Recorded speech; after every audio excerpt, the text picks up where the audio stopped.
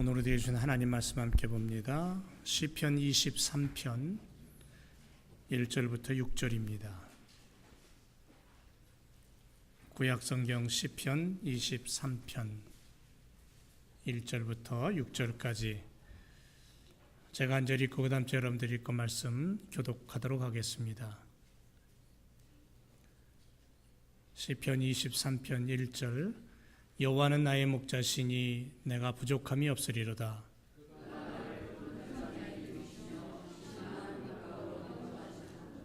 내 영혼을 소생시키시고 자기 이름을 위하여 의의 길로 인도하시는도다.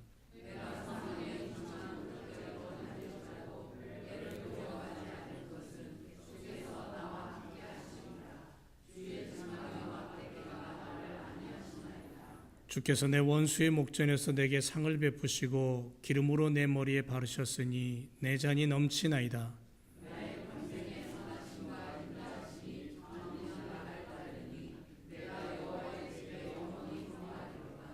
아멘.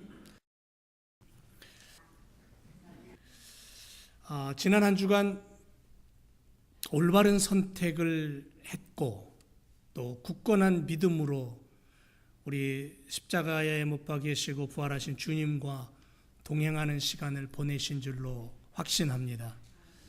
내가 선택한 내 인생의 주인이 바로 여호와 하나님, 그분이고 그분이 나의 목자가 되신다라는 이 사실이 내 삶의 시간들을 정확하게 인도하고 또 동행의 축복으로 허락하신 그분 앞에 감사하며 오늘도 말씀 앞에 또 예배의 자리에 서 있는 줄로 믿습니다. 다시 한번 묻습니다. 주님이 누구십니까? 주님이 누구셔요? 저 히브리 민족을 위해서 그 땅에 과거 2000년 전에 십자가에 못 박혀 죽으신 그분을 얘기하는 겁니까? 아니면 오늘 내 인생의 가장 중심에 와 있는 주인으로 얘기하는 겁니까? 어느 쪽입니까? 전자입니까? 후자입니까? 후자입니까? 전자라고 생각하시는 분은 마음속에 다시 한번 내 인생을 점검해야 돼요. 왜냐하면 내 인생의 주인은 예수님밖에 없습니다. 돈도 사라지고 명예도 사라지고 권력도 사라지고 부귀영화도 다 사라집니다. 건강도 사라집니다. 그러나 영원한 것은 오직 주님밖에 없는 줄로 믿습니다. 여호와는 나의 목자이심을 믿습니다. 그렇게 고백한 다윗처럼 나도 그런 고백을 하고 나도 그렇게 외치며 살아가길 원합니다. 여러분, 블레셋 나라의 법궤를 뺏겼다 그랬죠. 하나님이 죽으셔서 법궤가 뺏긴 거 아닙니다. 그런데 법궤를 뺏겼어요. 그리고 나서 오랜 시간 이후에 이스라엘로 돌아와서 하나님의 말씀을 섬기며 법궤를 모시고 섬겼던 아비나답의 집은 복을 받았습니다. 하나님을 주인으로 섬기고 나의 인생의 인도자로 나의 인생의 길잡이로 그분을 바라보며 주님하고 그 주님을 내 가정에 내 인생에 내 아내와 내 남편 속에 내 자녀 속에 그분을 앞세우는 그 인생은 승리의 삶을 살게 될 줄로 믿습니다. 지난 시간에 말씀드린 내용이에요. 여호와는 나의 목자입니다 라고 다윗이 그렇게 고백한 바로 그 부분을 이야기한 겁니다. 그럼 오늘 두 번째로 여호와 하나님은 우리의 목자가 되시는 주인이신데 그분은 우리에게 그러면 어떤 하나님인가를 알아야 됩니다. 어떤 분이냐? 다윗은 여호와는 나의 목자입니다라고 고백했는데 나도 그렇게 고백한다면 그 목자 되신 여호와는 그럼 어떤 분이냐는 거죠. 나에게 어떻게 다가오시느냐 이 부분을 우리가 오늘 깨닫고 붙잡기를 원합니다. 우리의 주인 되시고 인도자 되시는 바로 그분이 나와 동행하시는데 그렇다면 그분은 나에게 어떤 분이냐? 무엇을 해주시는 분이냐? 오늘 말씀에 다윗은 이렇게 고백합니다. 부족함이 없는 분입니다. 넉넉하신 분입니다. 풍요로운 분입니다. 이렇게 고백하는 거예요. 감리교 창시자 요한 웨슬레 목사님 이렇게 말합니다. 가장 최선의 것은 하나님께서 나와 함께 하시는 것이다. 과거도 아니고 미래도 아니에요. 지금 이 시간 최선의 시간을 말하는 거예요. 지금 이 시간이 최고의 시간이야. 지금은 하나님이 함께 하시는 시간. 우리와 함께 하셔서 어떤 상황이든 지금 이 시간이 우리에게는 최고의 시간, 최선의 시간이 되는 거예요.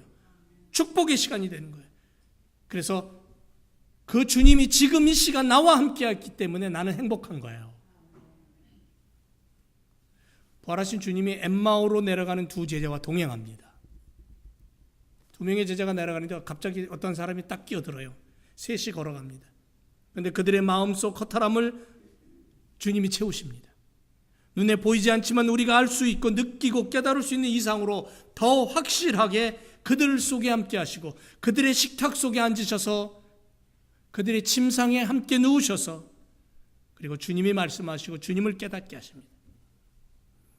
주님이 오늘 우리와 함께 하시는 이 사실을 무엇보다도 가장 소중하게 귀한 일로 받아들이고 믿고 붙잡을 때에 지금 이 시간 나는 주님의 손을 붙잡은 주님과 동행하는 가장 복된 시간이 될 줄로 믿습니다. 주님은 우리와 늘 함께 하시길 원해요. 친구도 떠나고 사랑하는 애인도 떠나고 부모도 떠나고 형제자매도 다 떠나도 주님은 나와 함께 하셔요. 때로는 내 삶이 힘들어서 내가 모든 것들을 다 밀어내고 거부한다 할지라도 주님은 그래도 거기 계셔요. 그게 우리 주님이셔요. 나를 위해 목숨을 버리시고 피를 흘리신 분이 바로 그분이셔요. 그래서 그분은 내가 나를 밀어내고 내 자신을 밀어내고 나의 속에 있는 모든 것들을 다 거부해도 주님은 떠나지 않으셔요. 왜? 나를 사랑하기 때문에. 2차 대전 때 프랑스의 어느 항구에 영국군 수십만 명이 후퇴를 하고 있었습니다. 그런데 그때 얼마 떨어지지 않은 부근의 항구에는 독일군들이 집결해 있었어요. 쳐들어오려고, 완전히 쓸어버리려고. 근데 참 재미난 것은 독일군이 집결해 있는 그 항구는 그날따라 매우 심한 구름과 함께 폭풍우가 몰아왔어요. 작전을 펼 수가 없었습니다. 그런데 얼마 떨어지지 않은 그 부근의 항구는 수십만 명의 영국군이 후퇴를 하는데 날씨가 좋았어요. 잔잔했습니다, 파도가. 그래서 무사히 모든 영국군들이 후퇴할 수가 있었어요. 훗날 기록을 보면 영국군들이 주일날 모여서 하나님, 독일군들에게서 우리를 지켜주시고 본국으로 무사히 우리가 돌아갈 수 있도록 해달라고 예배드리면서 그들이 기도했답니다. 여호수아 1장 9절에 이렇게 말합니다. 내가 내게 명한 것이 아니냐. 마음을 강하게 하고 담대히 하라. 두려워하지 말아라. 놀라지도 말고 내가 어디로 가든지 내 하나님 여호와께서 너와 함께 할 것이야. 여호수아에게 이렇게 말합니다.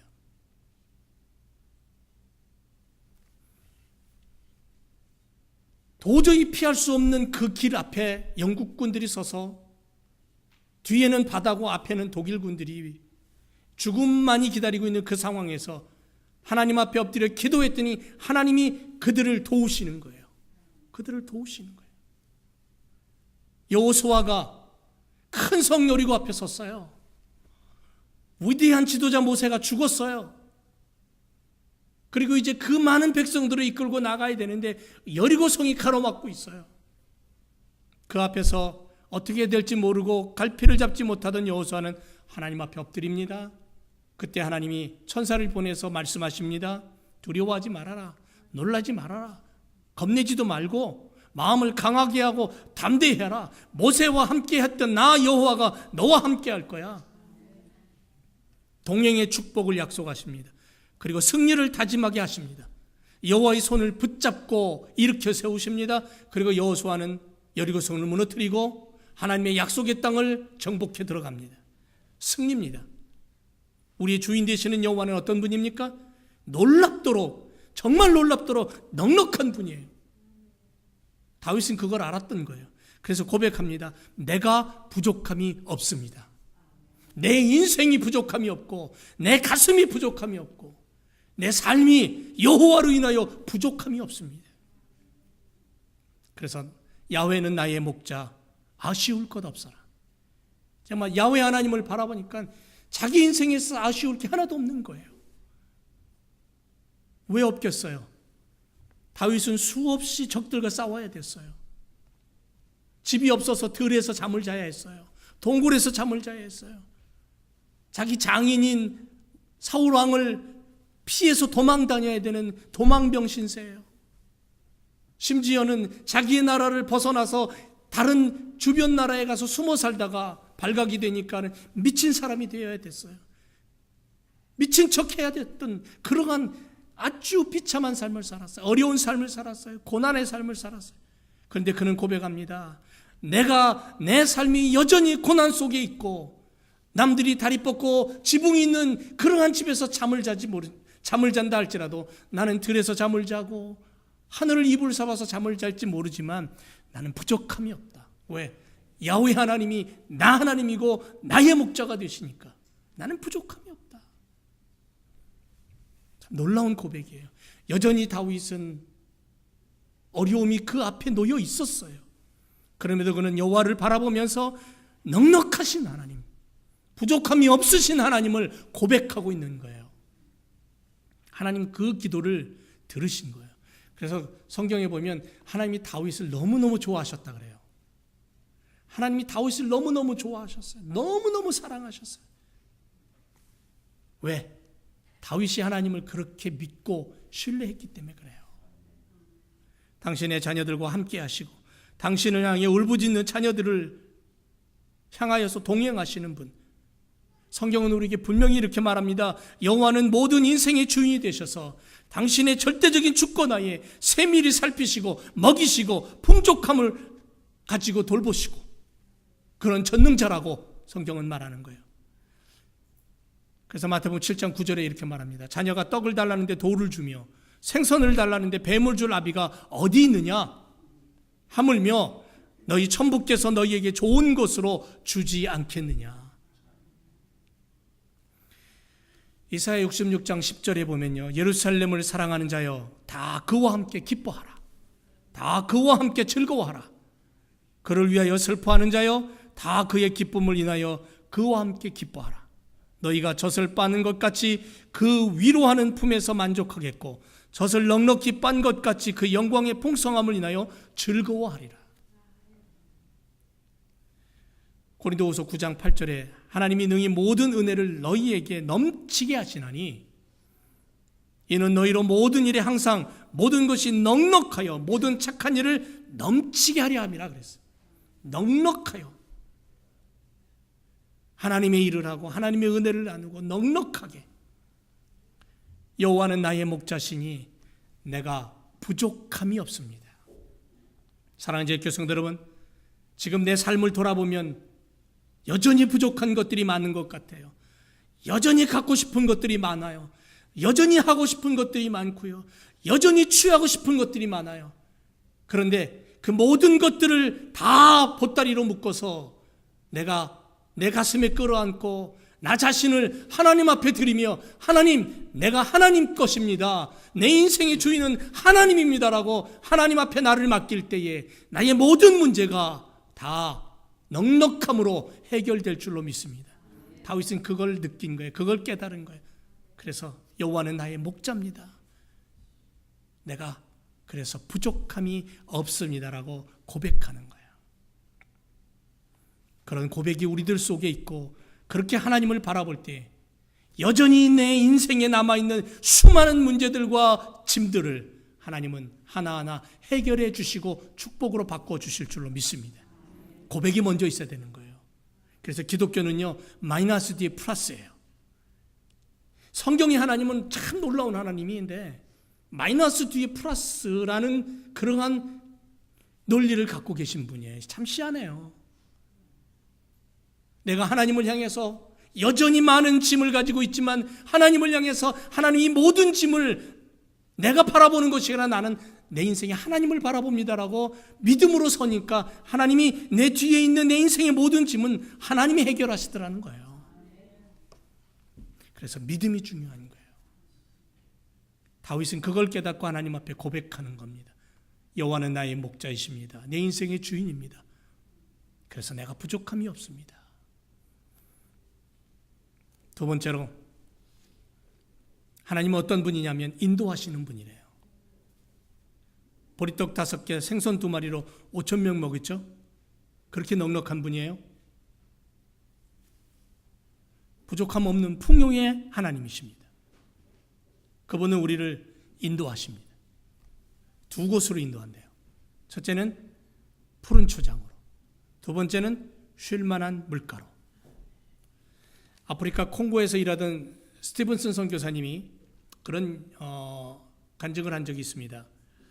어느 날 콩고 정글 한복판에 조그마한 오두막집을 짓고 살면서 지나가는 수많은 사람들에게 복음을 전하고 현지인들에게 복음을 전하며 살았던 스티븐슨 선교사님인데, 천둥번개가 치는 어느 날 폭풍우를 헤치고 젊은이 몇 사람이 그 오두막을 찾아왔어요. 그리고는 이 선교사님에게 비바람 속에서 자기들이 길을 잃었답니다. 그러면서 오두막집을 문을 두드리는 거예요. 저희들은 진스강을 찾아가야 합니다. 그런데 그 강으로 가는 길을 도무지 알 수가 없습니다. 그 길을 좀 가르쳐 주시겠습니까? 그때 그 선교사님이 이렇게 말합니다. 유감스럽게도 이 정글 안에는 길이 없습니다. 그러면 어떻게 하란 말입니까? 선교사님 말합니다. 방법은 한 가지뿐입니다. 제가 여러분들을 데리고 가는 겁니다. 이 선교사님은 길이 없는 정글에서 길을 알고 있었습니다. 그래서 인도자가 될 수 있었습니다. 2 청년을 데리고 나무와 숲과 개울을 지나서 정글을 뚫고 그들의 목적지까지 데려다 줄 수가 있었습니다. 여러분, 우리의 인생은 정글과 같습니다. 갈 바를 알지 못합니다. 며칠 전에 아들을 이사를 해놓고 올라오는데 뉴저지를 지나서 뉴욕 근처에 오니까 도로가, 이 내비게이션의 도로가 너무너무 복잡하게 되어 있는 거예요. 거미줄처럼 막 엉키성키 되어 있어요, 도로가.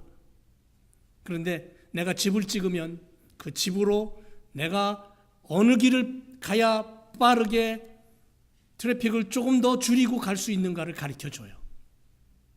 그 길로 오면 조금 더 쉽게 올 수가 있는 겁니다. 때때로 우리는 인생의 정글에서 길을 잃어버립니다. 폭풍우가 몰아치고 바람이 불고 분명히 이 길로 내가 왔는데 이 길로 다시 돌아가려니까 그 길이 사라져버린 그러한 지경에 놓일 때도 있습니다. 갈 길을 알지 못합니다. 공포와 불안이 우리들의 마음을 지배할 때가 있습니다. 그러나 어떻게 갈 것인가 고민하지 마세요. 길을 아는 그분이 내 곁에 늘 계십니다. 그분이 내 손을 잡고 나를 인도하시기를 원하십니다. 미로의 함정에서 벗어날 수 있는 유일한 방법은 바로 그분, 길을 알고 있는 그분의 손을 붙잡고 쫓아가면 됩니다. 다만 내가 그분을 쫓아갈 수 있어야 되는 거예요. 내 의지로 그분을 쫓아가고 그분의 손을 붙잡고 걸음을 옮겨야 되는 거예요. 내 고집대로 가면 안 되죠. 하나님이 당신 곁에 계십니까? 하나님이 우리 곁에 있습니까? 우리가 하나님을 붙잡고 간다면 인생의 수당한 결정의 길목 앞에서 방황할 필요가 없습니다. 그분이 우리와 함께 가시기 때문에, 그분이 결정하실 것이기 때문에, 그분의 결정이 나의 결정이 되기 때문에, 그분의 인도가 완벽한 인도가 되기 때문에 우리는 여호수아처럼 승리를 노래하는 인생이 될 줄로 믿습니다. 정확하고 분명한 인도자 되시는 그 주님을 바라보고 붙잡고 가야 돼요. 그래서 다윗은 이렇게 고백합니다. 나를 붙잡고 인도하시는 그분은 나를 푸른 초장으로 인도하십니다. 그래요. 푸른 초장으로. 여러분, 성지순례를 기회가 되면 성지순례 한번 좀 다녀오세요. 한 3년 적금을 부어서라도 성지순례 한번 좀 다녀오세요. 정말 갔다 올 필요 있습니다. 제가 성지순례를 가본 결과 시나이 반도 메마른 사막길을 걸어봤습니다. 시내산 꼭대기에 무려 3시간을 걸어서 올라가 봤습니다. 낮에는 너무 더워서 뜨거워서 못 올라가니까 새벽 2시에 출발을 해서 올라갑니다. 먼지와 모래, 적박한 땅과 바위산들 뿐이에요. 그런데 이집트 국경을 딱 넘어서면 이스라엘은 전혀 별천지입니다. 시내산을 올라가고 그 적박한 사막지대를 달려가다가 차를 세우고 내려서 거기 자라난 풀을 보니까는 너무너무 거칠게 딱딱하고 가시가 돋쳐 있어요. 그렇지 않으면 살 수가 없기 때문에 낮에는 100도 이상 되고 40도가 넘어가고 저녁에는 기온이 뚝 떨어져서 쌀쌀하고 춥고 물도 거의 없는 그 지대예요. 그런데 그렇게 달리다가 국경을 넘어 이스라엘 땅에 딱 들어서면 전혀 별천지예요. 어떻게 되어 있냐면 스프링클러를 끌어다가 사막에다 다 깔았어요. 그리고는 차로 몇 시간을 달려도 그 옆으로, 도로변 옆으로 야자나무, 레몬, 수 없는 나무들을 다 심어서 아예 옥토로 만들어 버렸어요. 그래서 입이 쩍 벌어집니다. 와, 이게 이스라엘이구나. 푸른 나무들에서 풀 이루고 있는 거예요. 팔레스틴 지방에서 옥토, 푸른 초장, 하늘의 별 따기입니다, 찾기가. 하지만 양들의 생존을 위해 필요한 것이 푸른 초장입니다. 목자의 책임이 바로 이것입니다. 푸른 초장을 잘 알고 있어야 돼요. 그래서 양들을 그런 곳으로 안전하게 인도할 수 있어야 됩니다. 전쟁의 공포와 경기불황으로 오늘 우리들, 지구촌 백성들 푸른 초장 보이지 않습니다. 정말 적막합니다. 암흑만이 현실로 다가와 있고 그것이 짓눌러서 고통당하는 수많은 사람들이 오늘 우리들이 살고 있는 이 지구촌 안에 살고 있습니다. 이러한 세상 속에 우리는 여호와가 주인 되셔서 목자 되셔서 그분을 바라보고 그분이 인도하는 푸른 초장으로 우리가 쫓아가야 될 줄로 믿습니다. 우리 주님은 우리를 푸른 초장으로 인도해 가셔요. 그래야 우리는 천국의 맛을 누릴 수가 있는 거예요.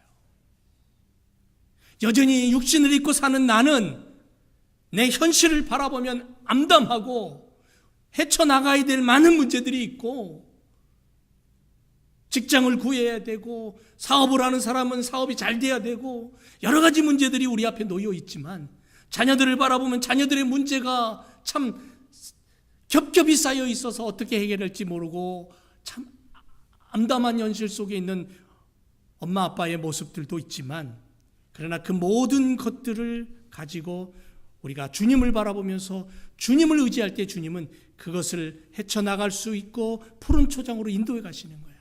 그 길을 잡아 가시는 거예요. 꽉 막힌 도로에서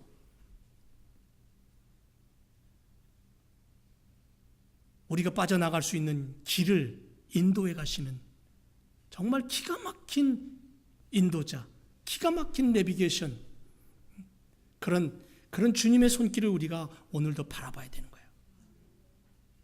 여러분, 우리의 지금 오늘 우리들의 현실 앞에 푸른 초장은 어디일까요? 옆 동네, 우리 남전도 회원들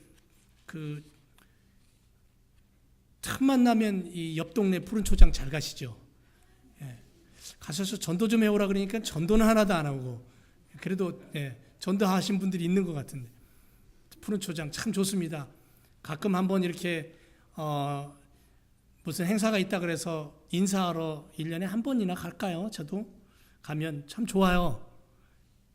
비싼 그 컨트리 클럽 같은 골프장 가면 정말 잔디 정말 좋습니다. 예, 저희 집에 있는 그 카펫보다도 더 좋아요. 정말 좋아요. 정말 멋있습니다. 그런데 신앙인들의 푸른 초장은 어디냐면요, 말씀이 있는 곳입니다. 말씀이 있는 곳이 푸른 초장이에요. 예배가 있고 공동체의 식탁이 있는 곳, 찬양이 있는 자리, 눈물의 고백이 있는 자리, 서로 손을 잡고 위로해주고 격려해주고 사랑해줄 수 있는 곳, 그것이 바로 푸른 초장이에요. 오늘 우리들에게 그게 필요해요. 인생의 삶에 지치고 힘들고 어려워도 주님의 말씀이 있고 위로가 있고 사랑하는 성도들의 그 격려가 있으면 우리는 새 힘을 얻는 거예요. 그래서 이 세상을 다시 또 살아갈 수 있는 거예요. 그런 푸른 초장이 필요한 거예요. 하나님의 말씀에 지혜를 얻고 내 영혼이 잘된 같이 범사가 잘되는 그러한 복을 누리는 것, 우리의 일터와 사업장에 하나님의 인도하심이 보이고 주님의 은총이 흘러들어오고 주님의 풍요가 넘치고 광야 40년을 보내던 이스라엘은 아무것도 가진 것 없었지만 그러나 하나님의 인도와 풍요로 40년을 그들은 넉넉하게 지나갈 수 있었어요. 그래서 심지어는 그들이 입고 출발했던 애굽에서 출발했던 옷이 헤어지지 않았다 그랬어요. 40년 동안. 오늘 있다가 내일 아궁이에 던지는 들풀도 하나님이 이렇게 입히시거든. 하물며 너희의 일까 보냐? 믿음이 적은 자들아, 그러므로 염려하여 이르기를 무엇을 먹을까, 무엇을 마실까, 무엇을 입을까 하지 말라. 이는 다 이방인들이 구하는 것이라. 너희 천부께서 이 모든 것이 너희에게 있어야 할 줄을 아시느니라. 네, 마태복음 6장의 말씀이에요. 푸른 초장으로 인도하시는 주님이 바로 우리의 길잡이예요. 우리의 인도자예요. 우리의 주님이셔요. 그래서 그 푸른 초장에 당도하면 양은 뭘 하냐면 그 풀을 뜯어먹는 거예요. 딱딱하고 거칠고 소금기 있는 그런 풀이 아니라 부드럽고 맛난 풀을 뜯어먹는 거예요. 거기에 물기가 스며져 있는 그 풀을. 그리고는 살찌는 거예요, 양들은. 그곳으로 인도해 가시는 거예요. 여전히 양들이 사는 그 땅은 적박하고 메마르고, 그리고 내가 살기 위해서 남을 헐뜯고 깎아내리고 죽여야 되는 그러한 약육강식의 세상이 펼쳐져 있지만, 여전히 그 세상이지만, 그러나 목자가 인도하는 곳으로 갔을 때는 그 모든 환난과 아픔이 푸른 풀을 뜯어먹으면서 사라지는 거예요. 쉼을 얻는 거예요. 그래서 우리가 말씀 안으로 들어와야 돼요. 말씀이 바로 푸른 초장으로 우리를 먹이는 하나님의 인도하심인 줄 믿습니다. 또 하나는 쉴만한 물가로 인도한대요. 푸른 초장으로 인도할 뿐 아니라 쉴만한 물가로 인도한대요. 쉴만한 물가. 목이 말라서 갈증을 느끼는 사람에게 한 모금의 이 물은 정말 소중합니다. 얼마나 좋은지 몰라요. 이 물이 적은 팔레스틴 땅에는요, 사람이나 짐승에게 물이라는 건 뭘 말하냐면 곧 생명을 말하는 거예요. 생명이에요. 광야를 지나던 이스라엘 민족들이 가장 불평했던 게 뭐냐면, 가장 고통스러웠던 게 뭐냐면 물이었어요. 물이 없어서 그들은 고통스러웠고 불평했어요. 우리 인생의 길잡이 되시는 하나님은 우리를 물가로 인도하신다고 분명하게 얘기하고 있어요. 물가로 인도한다. 오늘 본문에서 쉴만한에 해당하는 히브리어를 찾아보니까 메누호투라는 단어로 쓰여 있는데, 이 뜻이 뭐냐면 잔잔하다라는 뜻이에요. 잔잔하다. 쉴만한 물가는 뭐냐면 잔잔하고 깨끗한 물이 흐르는 시냇가를 의미하는 거예요. 그러니까 양들이 와서 물을 먹기에 가장 적당한 곳이에요. 깊지도 않고 빠지기 위험한 곳도 아니고, 그렇다고 막 오물이 섞여 있는 더러운 물도 아니에요. 쉴만하라는 뜻 속에는 아주 깨끗하고 잔잔하게 흐르는 시냇가, 그래서 양들이 그 물을 먹기에 적당한 곳, 그곳으로 인도하는 거예요. 광야 40년 동안 이스라엘 백성들을 쫓아다녔던 바위가 하나 있었습니다. 40년 동안 이스라엘 백성들을 쫓아다녔던 바위 덩어리가 하나 있었대요. 그리고 그 바위 덩어리에서 생수가 솟아나왔어요. 그래서 적어도 200만 이상이 먹는 그러한 엄청난 물이 쏟아져 나오는 거예요. 그래서 그들의 갈증을 해결했다 그랬어요. 갈증이 해결되니까 그들에게 평안이 오고 기쁨이 왔어요. 즐거움이 왔어요. 다윗은 양들을 이끌고 잔잔한 물이 흐르며 양들이 평온하게 쉴 수 있는 냇가를 알고 있었어요. 양들의 갈증을 채우고 양들이 살찌울 수 있는 장소를 알고 있었어요. 어려서부터 양을 치던 목자였던 다윗은 양이 쉴 만한 곳, 양이 갈증을 해결할 수 있는 곳, 그래서 양이 살찔 수 있는 그곳을 알고 있었다는 거예요. 그 장소를. 그래서 늘 양들을 그곳으로 인도해 갔어요. 그러면서 다윗은 하나님을 생각한 거예요.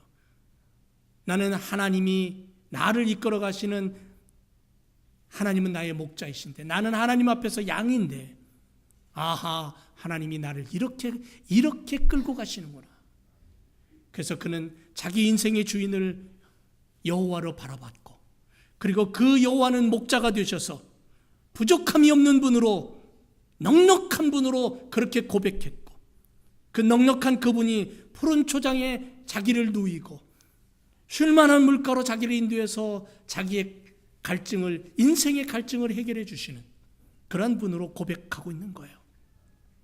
나의 생의 주인 되시는 여호와여, 당신은 나를 푸른 풀밭에 놀게 하시고 물가로 이끌어 쉬게 하시니 지쳤던 이 몸에 생기가 넘칩니다. 그런 고백이에요. 요한복음 7장에 가서 뭐라고 말씀하냐면, 나를 믿는 자는 성경의 이름과 같이 그 배에서 생수의 강이 흘러나리라. 예수께서 가라사대 내가 곧 생명의 떡이니 내게 오는 자는 결코 줄이지 아니할 터이요 나를 믿는 자는 영원히 목마르지 아니할 것이다. 여러분, 이 땅을 사는 인생들, 21세기를 사는 인생들 정말 하나하나 들여다보면 다 목말라하고 다 배고파합니다. 육신을 입고 살고 있는 인간들을 보면 육신적으로는 요즘 먹을 것이 너무 풍부하고 너무 많은 것들이 넘쳐나서 배가 나오고 살이 찌고, 그래서 다이어트 한다고 어떻게 하든지 살 뺀다고 그러고 하고 있고 돈 들여서 운동하고 있지만, 그러나 속을 들여다보면, 인간의 정신을 들여다보고 영혼을 들여다보면 다 병들어 있는 거예요. 갈 바를 알지 못하고 고민하고 갈등 속에 있고, 많이 가진 자는 많이 가진 대로, 가지지 못한 자는 가지지 못한 대로 고민과 갈등과 괴로움 속에 살아가는 게 인간이에요. 심지어는 견디다 못해서 높은 빌딩에서 뛰어내리고 자기 머리에 방아쇠를 당겨서 자살을 하고, 어쩌면 이 세상에 사는 모든 사람들은 그렇게 정신병자로 살아가는지 모르겠습니다. 아니, 온전하다 할지라도 정치적인 싸움 때문에 난민이 되고 고향 땅 버리고 도망가야 되고, 그렇게 고난과 역경 속에 사는 인생들을 바라보면서 그 영혼을 들여다보면 다 병들어 있는 거예요. 그래서 주님 말씀합니다. 내가 너희를 쉬게 할 거야. 내가 너희를 먹일 거야. 내가 너희의 갈증을 해결할 거야. 이렇게 말씀하시는 거예요. 주님 앞에 올 때 비로소 우리는 쉼을 얻고, 주님 앞에 올 때 비로소 우리는 이 영적인 갈증을 해결할 수 있는 거예요. 그래서 주님밖에 없는 거예요. 우리의 목마름을 아시고 우리의 배고픔을 아시고 우리를 그 고통에서 건져주시는 여호와 하나님, 잠자던 내 영혼이 정신을 차리고 혼미하던 내 삶이 새롭게 소생을 얻고 기쁨을 얻게 하시는 바로 그 손길이 주님이시라는 거죠. 생명의 길과 의로운 길로 걸어가도록 나를 이끌어 가시고 푸른 초장 쉴만한 물가를 허락하시고, 그래서 내 인생의 분명한 길잡이, 그분은 여호와 하나님, 나를 위해, 내 생명을 위해 십자가에서 죽으신 예수 그리스도, 부활하신 예수 그리스도밖에 없다라는 거죠. 그분은 오늘도 나는 붙잡고 살아야 되는 거예요. 이 이민 생활 속에서 나는 분명히 그 주님을 붙잡고 살 때에 나에겐 소망이 있고 내 영이 새로운 힘을 얻게 되는 거예요. 사랑하는 성도 여러분, 오늘 우리의 인생의 주인은 누구입니까? 어떤 사람은 돈이 인생의 주인이고 명예가 인생의 주인이고 권력이 인생의 주인일 수 있어요. 어떤 사람은 알코올이 인생의 주인일 수 있어요. 그러나 그 모든 것들은 결국 육신이 썩어서 없어지면 다 사라져요. 인생은 한계가 있는 거예요. 영원한 것은 주님밖에 없습니다. 그러므로 내 인생의 주인으로 우리 주님을 붙잡고 목자 되신 전능하신 그분과 함께, 부족함이 없으신 그분과 함께, 풍요로운 그분과 함께 오늘날 인생을 살아갈 때에, 그분의 손을 붙잡고 살아갈 때에 우리는 넉넉함을 누리게 되고 우리의 갈증을 해결받고 우리의 배고픔을 해결받는 그러한 멋진 인생이 될 줄로 믿습니다. 푸른 초장과 실만한 물가로 인도하시는 넉넉하신 풍요로운 주님과 함께 동행하는 사랑하는 제일교회 성도들 되시기를 주님의 이름으로 축원을 드립니다. 기도하겠습니다.